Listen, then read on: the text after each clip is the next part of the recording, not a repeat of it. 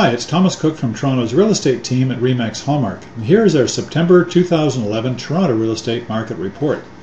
September's average sale price was up compared to 1 year ago, but the listing inventory was lower.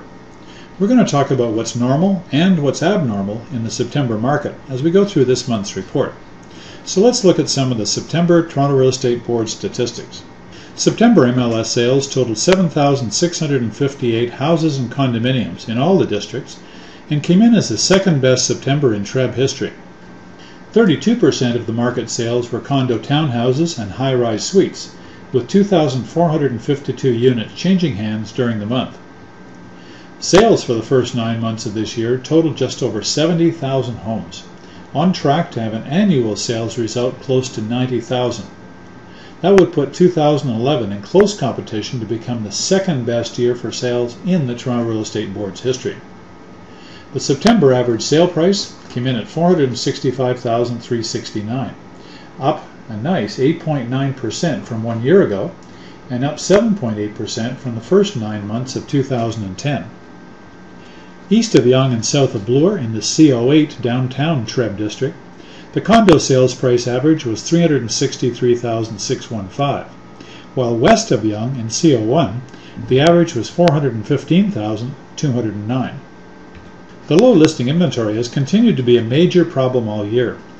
Sales have been robust to say the least, and, combined with that low inventory, quick sales and multiple offers have often been the consequence. 64% of sales fell in the $200,000 to the $500,000 price range, and homes sold in an average of 27 days across all the Toronto Real Estate Board areas. As you can see from the graph, new listings in September were higher than the last 2 years, keeping up a positive trend which first began in July. Let's hope that trend continues and more house and condo inventory shows up through the fall market, giving buyers more choices. Sales in September were up 21.4% from September 2010, while the listing inventory was the second lowest since 1999. There were 7.5% fewer condos and homes on the market this year compared to last. The sales to listings, or percent chance of selling ratio, is how we determine what type of market we're actually in.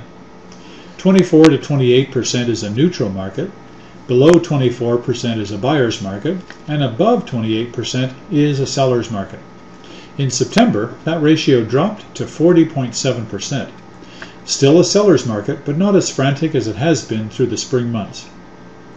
That figure is actually up about 10% from last September, when the combination of increased interest rates and the implementation of HST were a damper on the real estate market. Mortgage rates have continued to be very affordable, and a 5-year fixed mortgage can now be had for about 3.6%. The average sale price in September was up 8.9% year over year. As you can see from the graph, every month this year so far has exceeded the average sale price numbers for the previous 3 years, and that's expected to continue. Many of the participants in the market are either first-time buyers taking advantage of the low interest rates, or investors who are liking real estate more than the fickle stock market. Since neither of these market segments generally list homes, inventory numbers have remained lower than normal.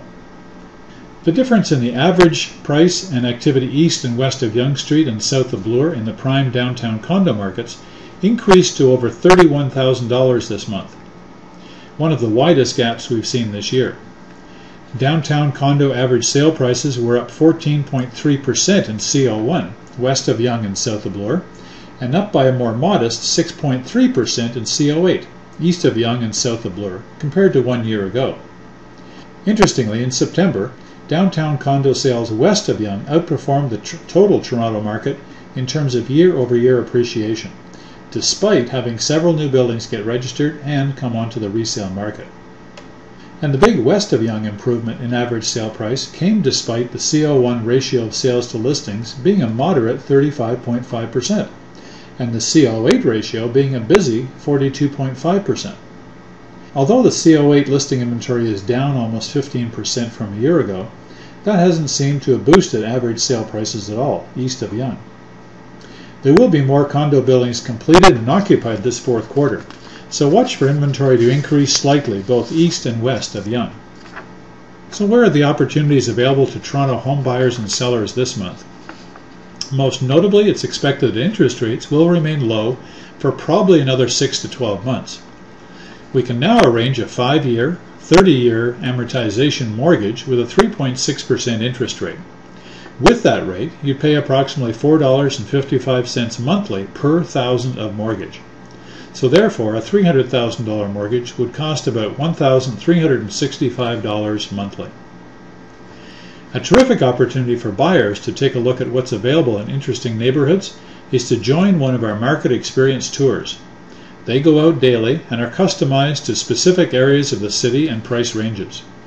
Go to dailytorontohometours.com and put in the ideal day and time for the tour you'd like to join. Are you a bit curious as to what most Toronto buyers and sellers are looking for and appreciate in the realtor they decide to work with? Check out whatpeoplearesayingaboutus.com. That's whatpeoplearesayingaboutus.com. And watch videos with real people telling real stories about their real estate experiences. It's almost like a reality show on TV. All the best, and check back here in early November for the October Toronto Real Estate Market Report.